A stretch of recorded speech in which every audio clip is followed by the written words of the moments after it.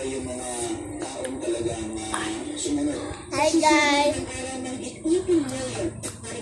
Kami kayo guys, kay mukhaan ko ana. Ano pa? Sa gitna ng sunod-sunod na bagyo, pinarelease na ng budget Lato. department Lato pa ka na anak. 75 million pesos na Tingnan mo, dagdag kaunti, sa lato. quick response fund ng social welfare Kay department. Kaya hati kasi ng Okay, lato manggani ni kay mukhaan ba ako. natagtugan sa mga Lato. sakuna ang naubos na sa mga nakaraang bagyo. Majority of that will go to the procurement of water goods. Namiyo no? Procurement as well of pre-packed goods. Ma, Para sa GMA, hindi very news na pulido nakatutok. right rapos. Ako ka na na mag aron kanidayon. Alamin na natin ang magiging lagay ng panahon kasunod ng pag-landfall ng Bagyong Ophel sa Cagayan at inaasang pagpasok sa par ng Bagyong Pepito. Lang kay wapo ko natutuwa. Sa amang nanusa ng GMA Integrated News, Luwa na ako. Salamat Miss Mel, mga kapuso, sa gitna nga ng habutet ng Bagyong Ophel, isa pang bagyo ang nagbabagyang manalasa sa ating bansa. Naabot po ng Bagyong Ophel ang super typhoon category.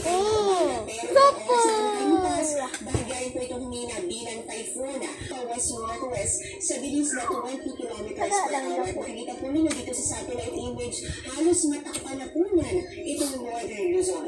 Sa forecast po ng pag-asa, pagkalagpas ng Bagyong Ophel dito po sa bahagi po ng Luzon, sunod po nitong tutumbukin naman ngayong gabi itong Babuyan Islands kung saan po ito posibleng mag-landfall ulit o di kaya naman dumikot.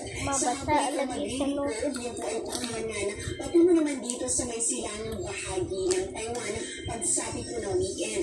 Posible magtuloy-tuloy na ang paghina nito dahil po sa interaksyon sa kalupaan at unfavorable na kondisyon sa paligid po ng Mukbang bagyo. palakbang. So dahil nasa heavy rainfall outlook po ng pag-asa, Oscar! pag-usapan natin yung wind Oscar! signal.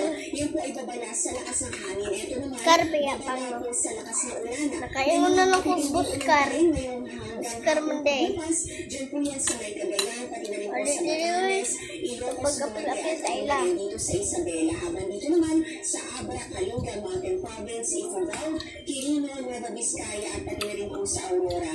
Mararanasan naman po dyan yung katantanan hanggang sa mga malalakas na pag-ulan.